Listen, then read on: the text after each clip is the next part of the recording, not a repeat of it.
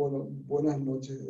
Vamos a tener ahora clases de Ingeniería de Software 1 y al terminar esto me gustaría a continuación ver ya algo de Programación 3, así ya adelantamos algo que continuaremos mañana.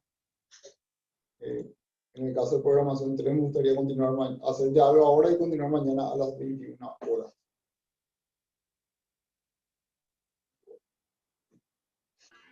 Bueno. Y bueno, si eso fue lo del parcial anterior que ya lo vimos, voy a eliminar.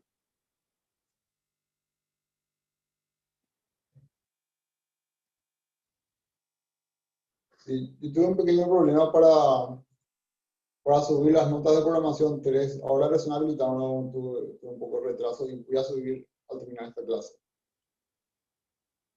Bueno. En la clase pasada habíamos visto comprensión de los requerimientos, voy a corregir esta palabra, que es todo ese arte de descubrir los requerimientos para un proyecto de software.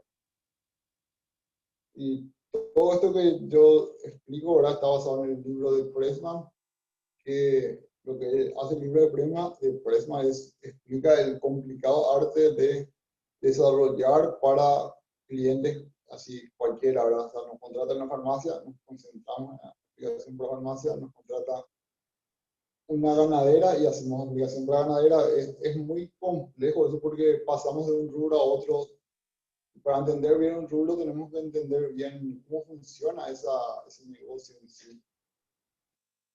Existe otra estrategia, otras personas que lo que hacen es, en lugar de tener, por ejemplo, a lo largo de mi carrera, tener 10 aplicaciones para 10 cosas distintas, tener solamente una aplicación. Por ejemplo, aplicación para administrar un cine. Entonces, una sola aplicación y en lugar de venderle a un cine, le vendo a varios cines. Entonces, manejo una sola aplicación y le hago pequeñas personalizaciones para cada cliente. Esa sería otra estrategia que es un poquito más o bastante menos, nos genera menos dolor de cabeza, ¿verdad? Porque de esa forma nos especializamos en ese tipo de aplicaciones. Y lo que ahora está de moda es, por ejemplo, les muestro un ejemplo de aplicación. Esto, por ejemplo, es una aplicación para clínicas médicas que está en la nube. Voy a ingresar. Entonces le sirve a cualquier empresa de ese rubro entrar aquí, ¿verdad? Y poner un usuario y una clave, ¿verdad? Por supuesto, contratando un servicio. Este también tiene una versión gratuita. Entonces, de una sola vez, de una sola implementación, todo el mundo tiene acceso a la aplicación. Es otro modelo de vender, ¿verdad? Sería ejemplo de aplicación para clínica médica. Voy a seguir.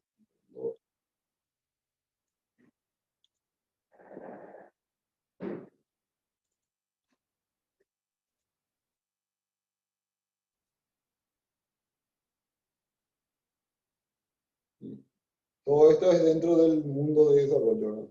Y también recuerden que a medida que avanzan con la carrera y la profesión, no solamente pueden dedicarse al desarrollo, sino que el mercado es amplio. Pueden trabajar en seguridad, en un montón de cosas, ¿verdad?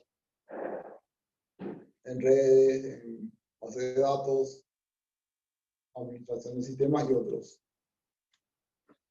Esto sería la continuación de la clase anterior, que es modelado de requerimientos, entre ellos escenario, información y clase. Ya es empezar a crear diagramas. Y el primer concepto es qué es el modelado de requerimientos. Y esta sería la definición, la primera representación técnica de un sistema.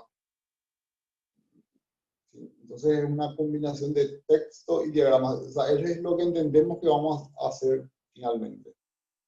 Todavía no hicimos nada, pero eso es lo que estamos buscando. La idea es que tener algo que nos permita ilustrar el sistema a fin de que sea más fácil entender, revisar y corregir. Todo esto le mostramos al cliente y después le mostramos a los desarrolladores y a otros. Es muy parecido a lo que es el plano de una casa que se va a construir. Eso es lo que se busca, ¿verdad?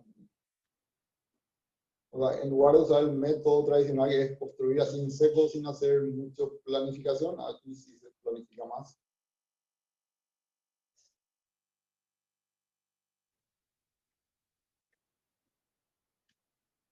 Bueno, acá dice algo importante que es permite visualizar al sistema desde varios puntos de vista diferentes, porque cada usuario tiene una perspectiva diferente de la aplicación. Tiene un objetivo diferente, tiene una forma distinta de ver la aplicación o de pensar cómo algo tiene que funcionar. Entonces, este sería el modelo de requerimientos. Entonces, eso sería como el documento de lo que vamos a hacer.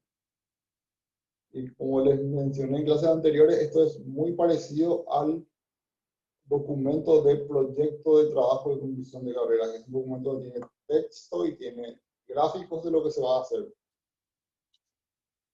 Digamos que así como ese documento tiene que convencerle a los clientes finales, en el caso de trabajo de conclusión de carrera, tiene que convencerle a la mesa examinadora, también a los profesores.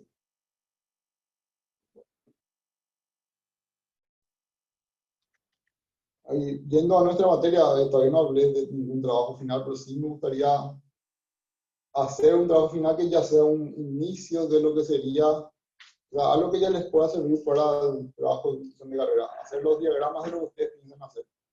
Entonces, entregan esos diagramas, presentan un poco en clase y con eso ya tienen un puntaje de trabajo final de esta materia que equivale a un pequeño porcentaje, no tan pequeño, un porcentaje del puntaje del examen final.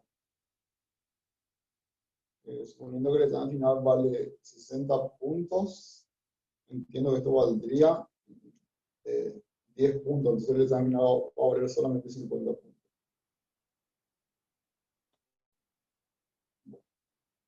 Estos serían tipos de modelos de requerimiento. Esto se refiere a la perspectiva de cada usuario, cómo queremos ver.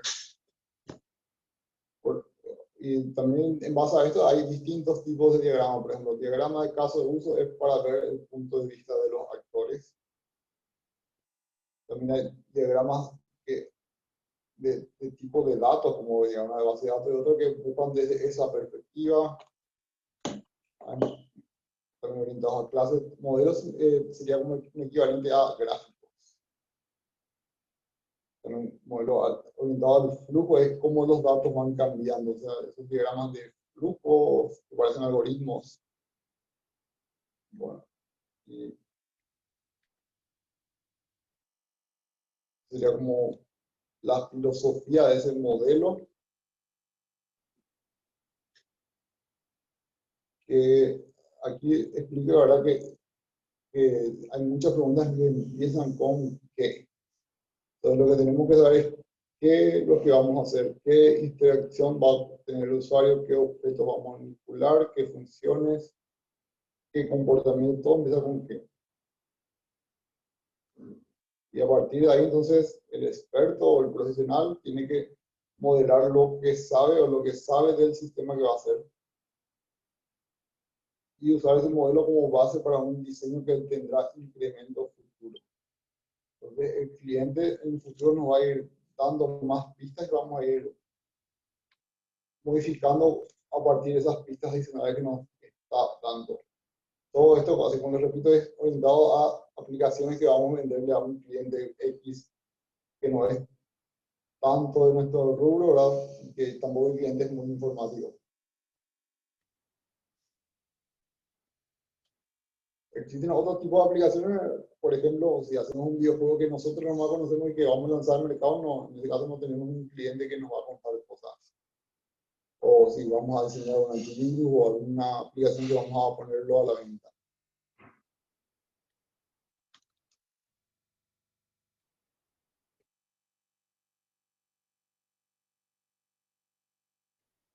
Sí, esas serían recomendaciones. Centrarse en requerimientos que sean visibles dentro del programa, del problema. Nivel de abstracción debe ser elevado, o sea, tenemos que pensar muy a nivel general de cómo va a funcionar todo. Aquí dice luego, entre comillas, no se empantane con los detalles, o sea, no hace falta conocer detalles de, no sé, de base de datos o de cosas muy técnicas en este ámbito, por lo menos. También retrasar consideraciones de infraestructura y otros hasta llegar a esa etapa. O sea, todavía no nos importa demasiado qué tipo de servidor vamos a necesitar.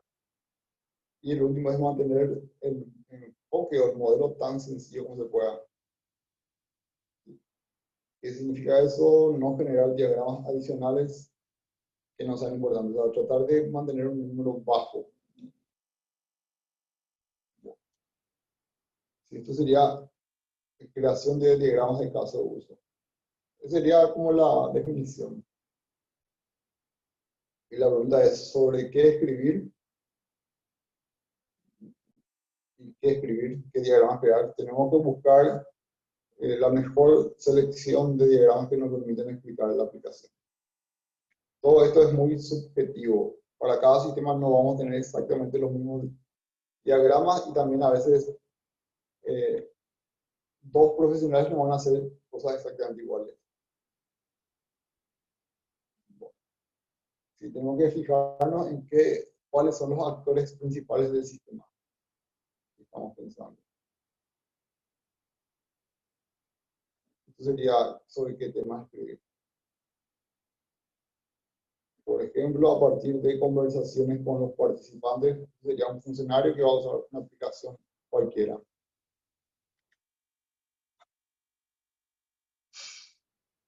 Bueno, entonces, cuando hacemos un diagrama de casos de uso, también podemos pensar en el punto 1.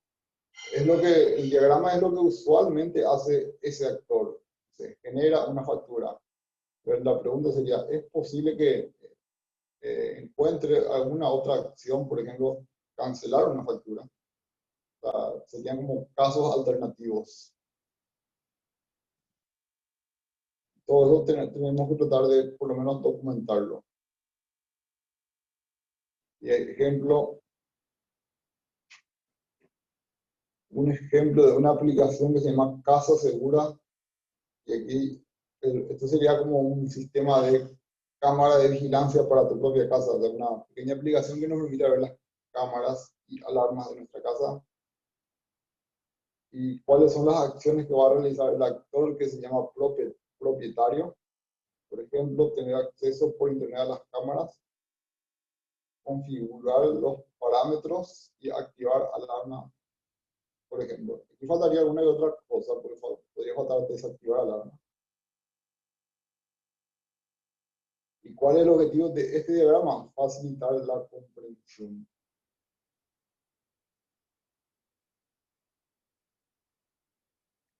El objetivo de todo diagrama es facilitar la comprensión. Este sería un ejemplo de diagrama de casos de uso.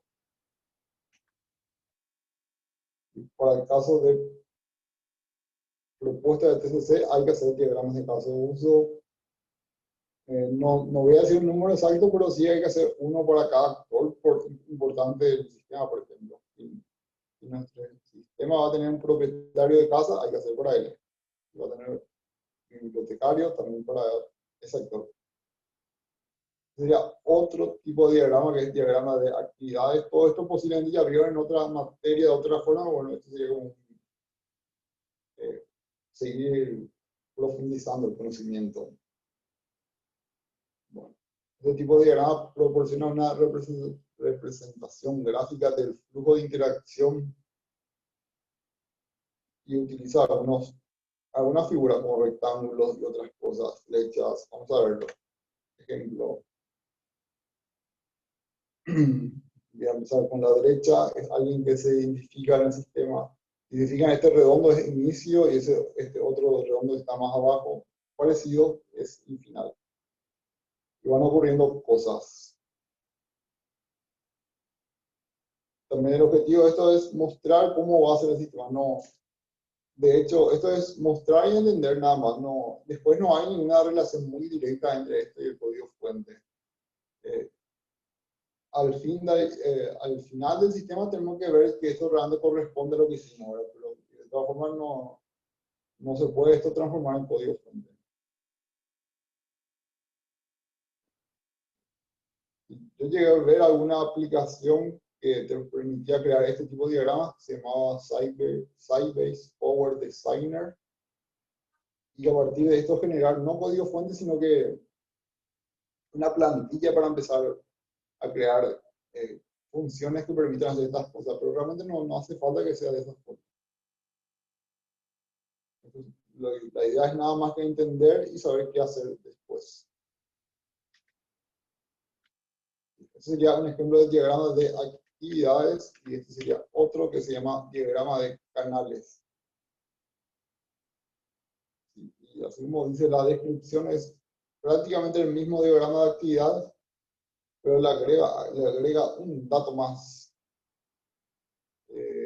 Vamos a ver en el ejemplo que iba a explicar mejor. Lo que hace canales sería como una piscina de natación profesional que tiene andariveles o canales, o puede ser también una pista de carrera, algo así. Entonces serían los canales, canal 1, canal 2, canal 3. Y en cada canal tratamos de entender qué actor o qué departamento está presente. O sea, es muy parecido a este diagrama, todo funciona igual, pero además nos permite ver qué actor está interactuando en cada parte. A la hora de hacer los diagramas, nosotros elegimos el que más conviene. O sea, tenemos total libertad de elegir los tipos de diagramas.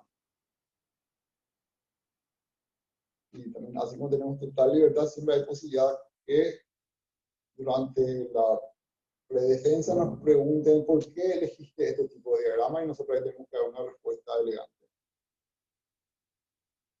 Y en este caso es un diagrama de canales, ¿verdad? Que tiene un inicio, tiene un fin, no veo el inicio.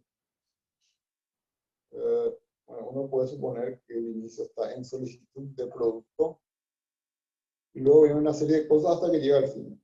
Y hay tres actores principales que pueden ser actores o departamentos.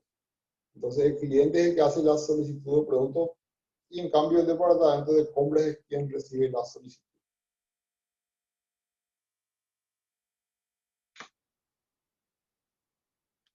Entonces ya podemos pasar a otra cosa que son los atributos de los datos.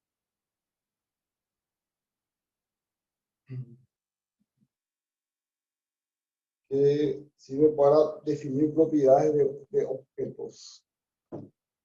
Objetos son cualquier parte o instancia que vamos a usar en los diagramas. Finalmente, esto que vamos definiendo va a terminar plasmado en las tablas de la base de datos. Hay un ejemplo clásico entre persona y auto, y así hay otros tipos de ejemplos. Y todo esto son diagramas posibles, ¿verdad? Finalmente, una vez que tengamos los diagramas, vamos a entender qué es lo que vamos a hacer y después seleccionamos un tipo de lenguaje de programación, algún estilo de programación que elegimos que sea el más acorde a lo que necesitamos. A veces también elegimos porque es el lenguaje que mejor conocemos, ¿verdad?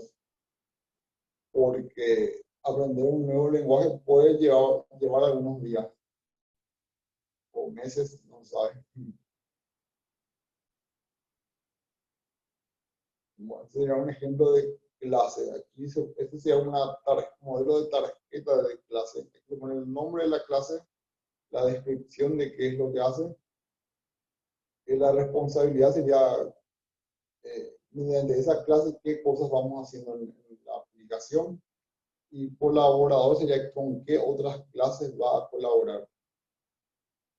Una clase podría ser persona, el ejemplo clásico, auto, etc. Y esto también es otra pregunta importante. Vamos a hacer un sistema, ¿verdad? Súper bien, pero todavía no sabemos qué clases vamos a usar o cuáles son las clases necesarias. Y esto sería como las recomendaciones para identificar clases. Aquí empieza con una comparación, ¿verdad? Porque cuando miramos una habitación, una pieza, es fácil identificar qué objetos físicos están en la habitación, ¿verdad? O sea, por ejemplo, hay un libro, hay otras cosas, todos son objetos que hay en una habitación. Entonces ya fácilmente podemos saber que todos esos objetos pueden ser clases. Pero en el caso de una aplicación de software, que es algo que nos está explicando nomás un cliente y no estamos viendo nada, es más difícil. ¿Y qué recomienda hacer el libro de Pressman, por ejemplo? Lo más rústico que es. El cliente nos explica, nosotros anotamos y luego hacemos una especie de análisis gramatical, que significa eso que cada sustantivo es una clase candidata, una posible clase. Por ejemplo, libro. Nos hablo de libros, trabaja en una biblioteca, bueno, ya una clase de libro es importante. Nos habla de clientes, bueno, clientes puede ser, personas puede ser, y así, etcétera. Y entonces, si esa clase o sustantivo se requiere realmente para esa solución, no es algo que nos nombró nomás, entonces sí forma parte del espacio de esa solución. Y cuando identificamos las clases, luego pasamos a para cada clase, la especificación de atributos. ¿Sí? Y bueno, aquí el libro hace nada más un comparativo que los atributos dependen del tipo de aplicación, ¿verdad? El tipo de aplicación. Por ejemplo, estamos haciendo un sistema de estadísticas para jugadores de fútbol. Estadística sería cuántos pases hace, cuántos goles convirtió, a qué velocidad juega, cuántos kilómetros corre, para saber el nivel, es nada más un ejemplo. En este caso, esos son valores súper importantes. Pero, por ejemplo, cuánto dinero cobra no es tan importante para este caso. O cómo está de impuesto, no importa. Entonces, para cada tipo de aplicación es importante algunas cosas y otras cosas. En cambio, si hacemos una aplicación para dinero de futbolistas, sí necesitamos esos valores. A eso nada más se refiere. Bueno. Y finalmente también tenemos, ya tenemos las clases, ¿verdad? Por ejemplo, futbolistas, autos, personas, etc. Entonces, ya le identificamos los atributos, por ejemplo, nombre, apellido, password, teléfono, etc. También le podemos agregar esto que está aquí abajo, que son acciones que se realizan, o se le puede llamar operaciones también. Por ejemplo, programar, reiniciar, desactivar, etc. Serían verbos. Son las acciones que realizan cada clase. Bueno, eso sería toda esta clase, la presentación.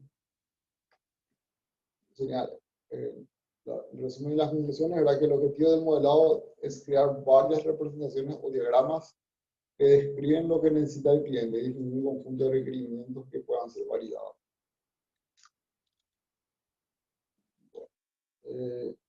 A partir de esto hay que hacer este cuestionario. Está aquí. Y también